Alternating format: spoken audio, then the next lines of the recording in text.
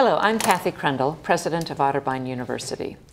Today on Otterbein Spotlight, we're going to be talking about a partnership program between Westerville City Schools and Otterbein University.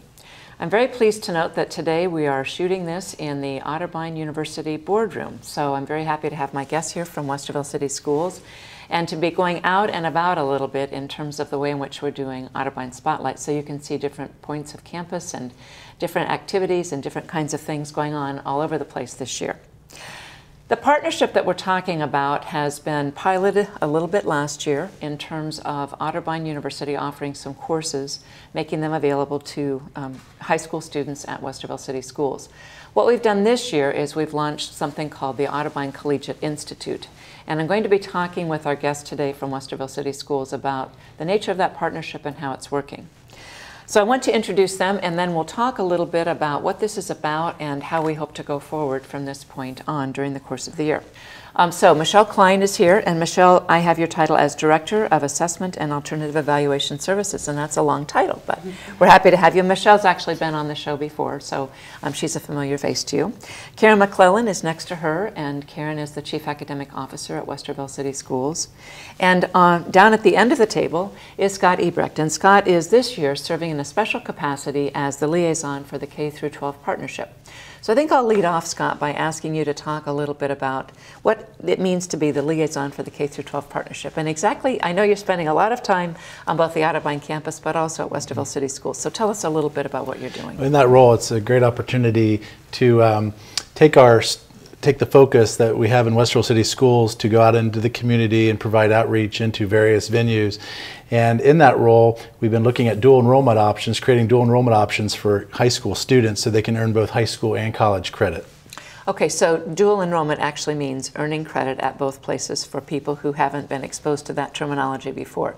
And tell me why that's important for students today, for high school students. Well, within the Westerville City Schools, there's always opportunities to continue to grow and learn.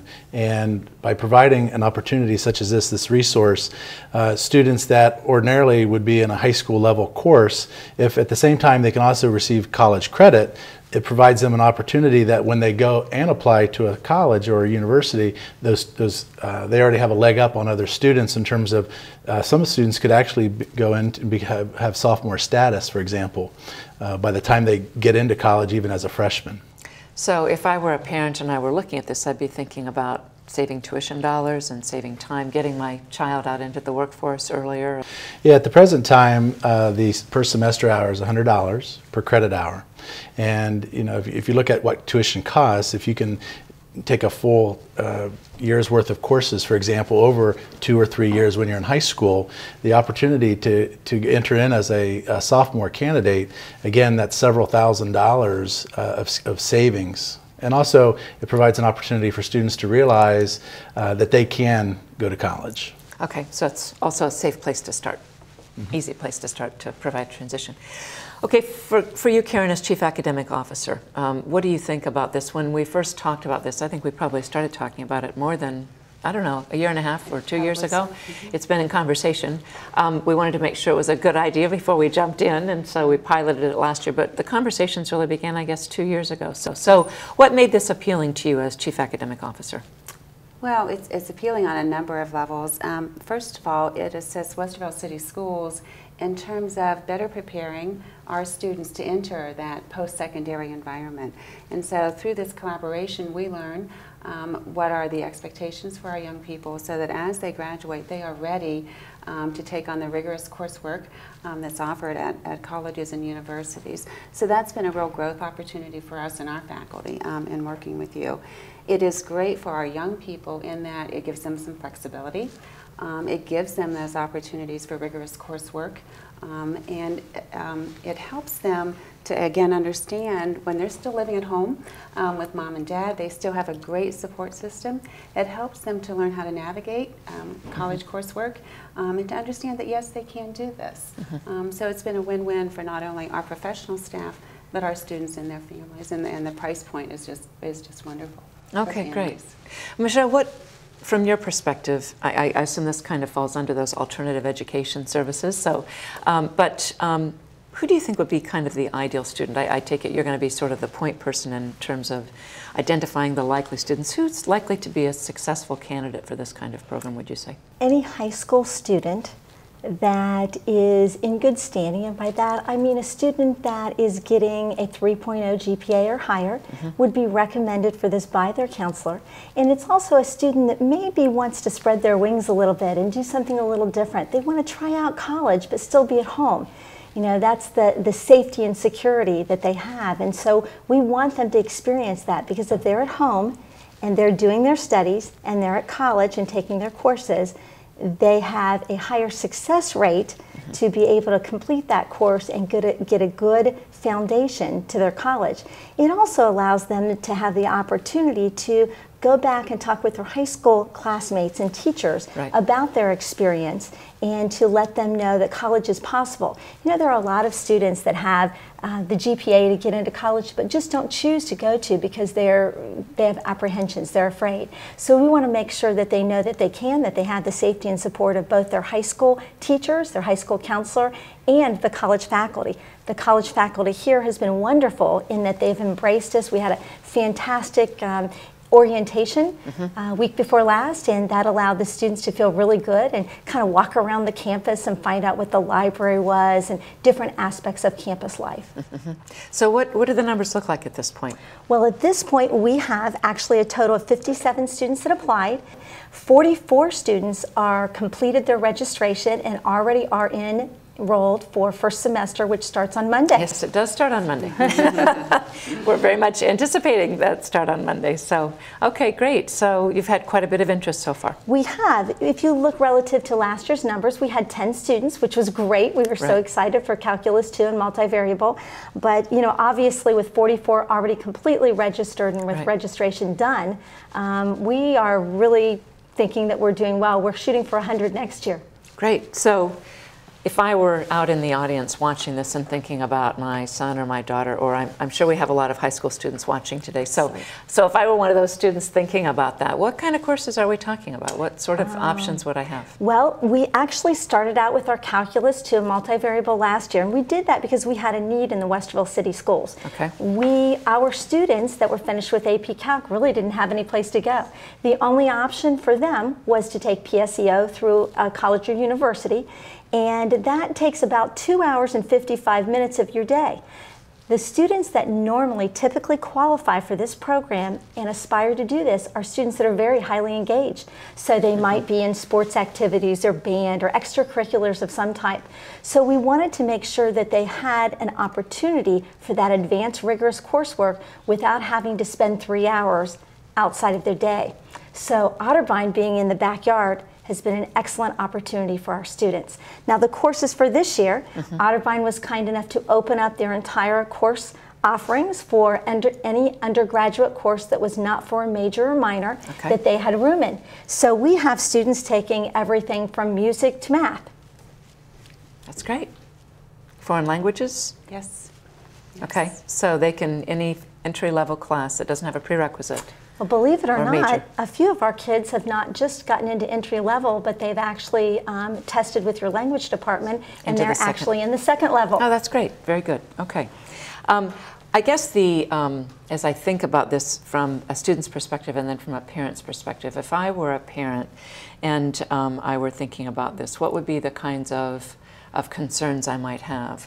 You mentioned PSEO. So what would be the difference between a PSEO course and the Otterbein Collegiate Institute? Well, the PSEO courses are wonderful, but having to travel down to main campus like at Ohio State or Columbus State is a little bit of a distance. So you need to worry about your 16, 17-year-old daughter or son driving down, parking, and then maybe catching a shuttle or a cabs bus to their class and then getting back and then getting home. Especially when the winter turns cold, you know, fall's going to be here really before we know it, and it's a little bit difficult for the parents to think of that as their 16, 17-year-old son or daughter driving that distance by themselves, parking. Otterbein is so close and so safe that it allows that safety and security to be there, and the parents that came last week were just absolutely thrilled to be on campus and to be part of Otterbein family. Great.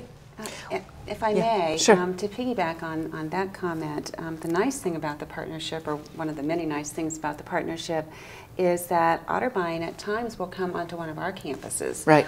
If the enrollment by high school students from our 3 high schools is sufficient, then the course may be offered on one of our campuses, which is very nice, I think, for our students, and also nice for Otterbein to start to have a presence on our campuses. So it's a very flexible partnership. Sometimes our students come to Otterbein, and sometimes Otterbein faculty comes to our campus. So that's very convenient for families and certainly students. Certainly Otterbein's proximity, it's central, you know, it's being central here in Westerville. That's the #1 reason why I hear from parents about their request to come to Otterbein, is that it's close to them, and as Michelle pointed out, it's right in our backyard within the Westerville City Schools. Students can come here and also get back for a lot of their courses or extracurricular activities. Okay, so most of these students are, well, Michelle, you indicated they might be thinking that college might be a stretch for them. So many of them are college bound. Some of them are thinking college might be a possibility, so this is a convenient, cost-effective, sort of safe option for them.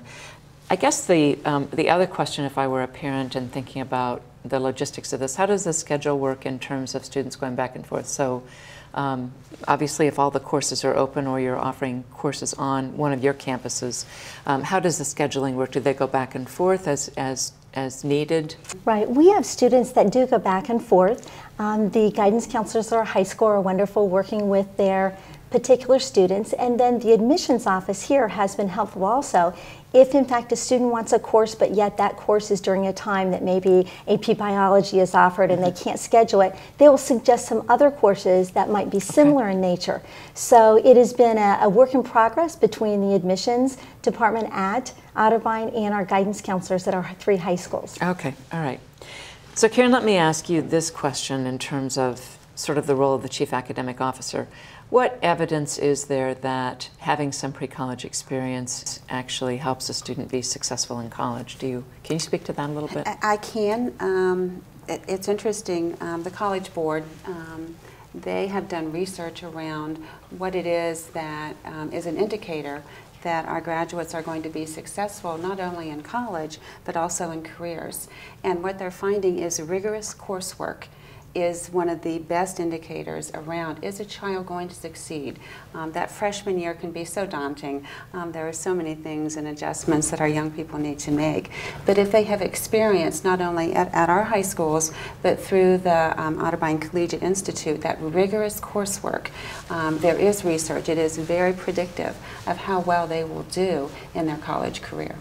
Well, I know last year we did some analysis we have a number of IB students, that's International Baccalaureate Diploma students, who come into Otterbein, and they far exceeded the average success rate of students coming with no pre-college experience, but even those with post-secondary or summer course experience from higher education academic institutions. And I think it was that notion of rigor probably in those IB programs. So, okay, so that speaks to who might qualify. Now, if I wanted to do this, who would I call? You'd contact Andrea Pirch, and she is in the admissions office, as well as Ben Shoemaker. And those telephone number is 890-3000. And but you can also go online, and if you just simply Google Otterbein Collegiate Institute, it'll pop right up, and you can go to the website, and there's a lot of information on that. Okay. Well, Scott, let me ask you this. I mean, if we're at 44 now, Michelle? Correct, that are registered for Monday. Okay, registered for Monday, and we're looking to continue to grow. Where do you see what do you think this evolves into? Can you look down the road a little bit for us in terms of, is it simply the same thing for more students? Are there other opportunities we should be looking at? I think is it something that is only for certain kinds of students, maybe those students who are able to drive? How do we begin to think about this down the road? Well, I think, as everything should, it evolves over time. And I think after this year, we'll have a good sense of what some core course offerings should be, and we'll be putting those out there. But also just from a sense of ensuring that our community understands what the possibilities are at Otterbein for their students. And so as we continue to grow the program, we'll be continuing to communicate out to parents, making sure that they're aware of it. But also, for example, for some of our first generation families that would be going to college, such as our students who speak English as a second language, right. You know, we need to make sure that we're taking the time to inform them about the program, that, you know, college is attainable, and this is a way in which you can get started on that. And again, once you go into a program like at Otterbein, where it is rigorous, the coursework is as rigorous as any other college level course out there. Right. And once the students are successful in that to me is a short-term win that can be generated and continue with that student so that they'll want to sign up for additional courses. As we look at the course offerings, we need to make sure that, for example, if there are any empty seats, for example, in classrooms, we need to identify what those are and make sure that we have a system in place in which we can communicate that out to students and their families right away. Because to me, there's a number of courses that, if I were in high school, right, and I knew that I could, for example, take a course at Otterbein, get high school and college credit for it, that to me would be something that I would want for my own children.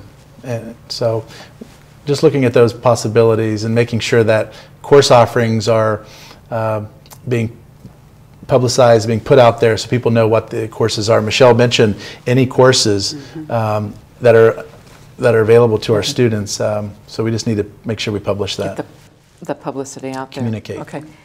Yeah.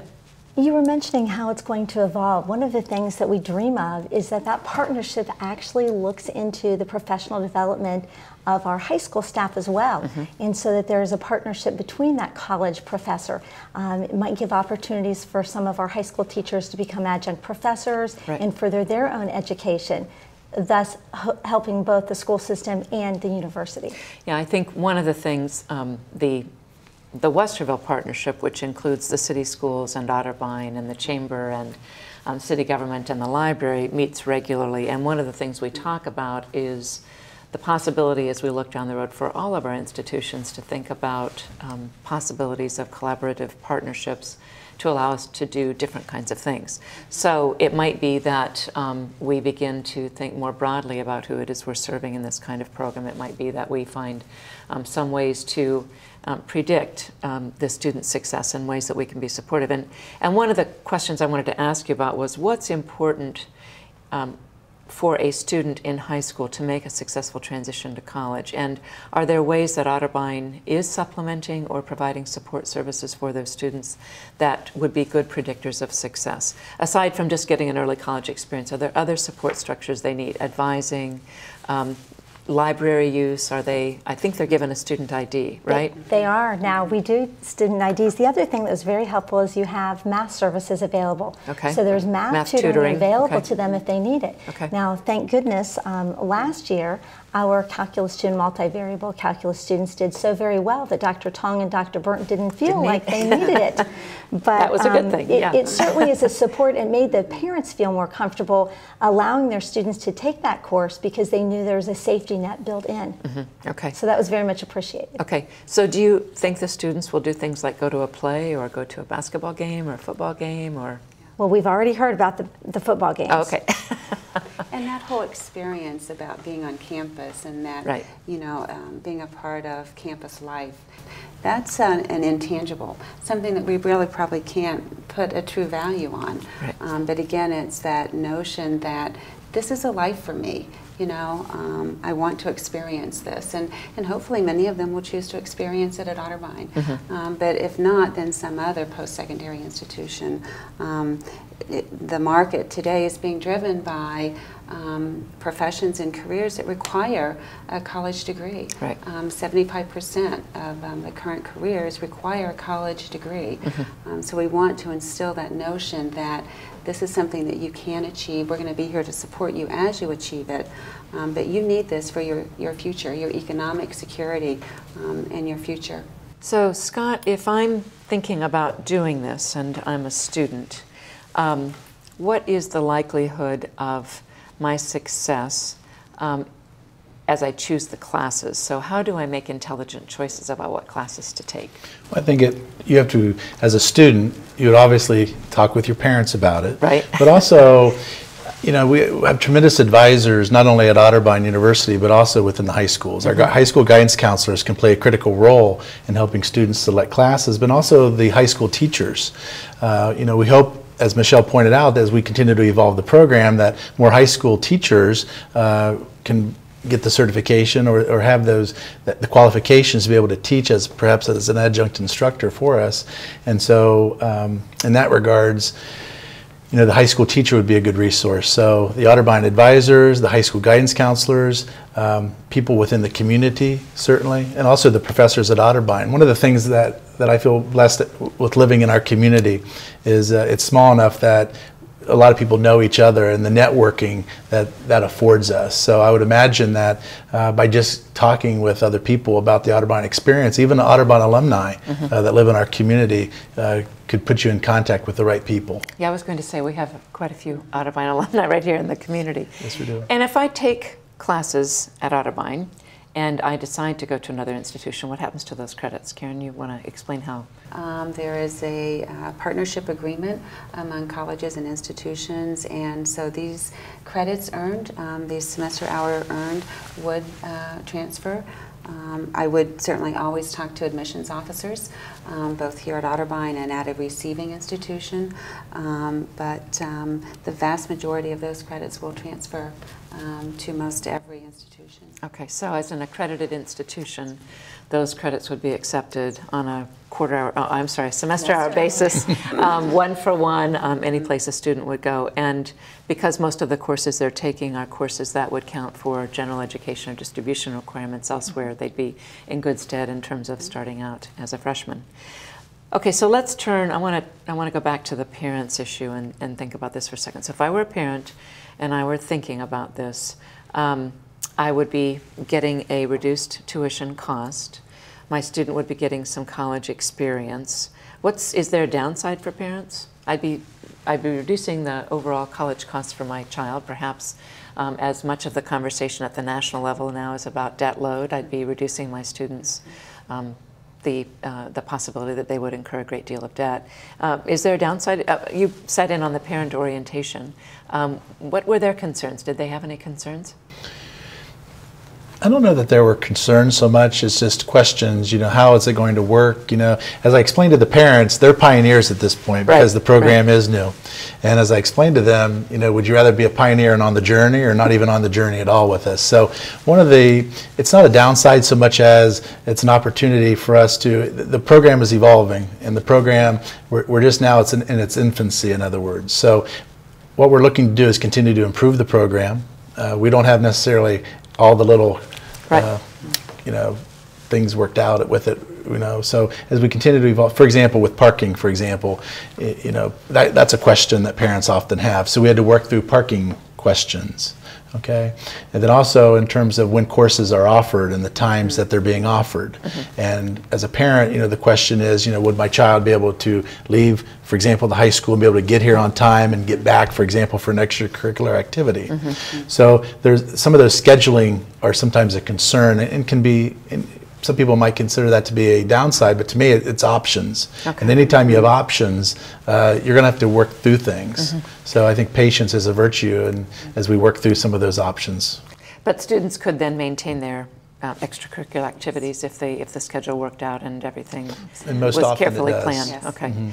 And so is there then the likelihood of a conversation, I hope the answer to this is yes, that there could be some negotiation back and forth in terms of perhaps offering more sections of a class if there are more possibilities, or perhaps offering one of the sections on one of the Westerville school campuses, or moving the schedule around a little bit, something like that, to accommodate more students being able to participate. And we saw a great deal of that here over the last few weeks.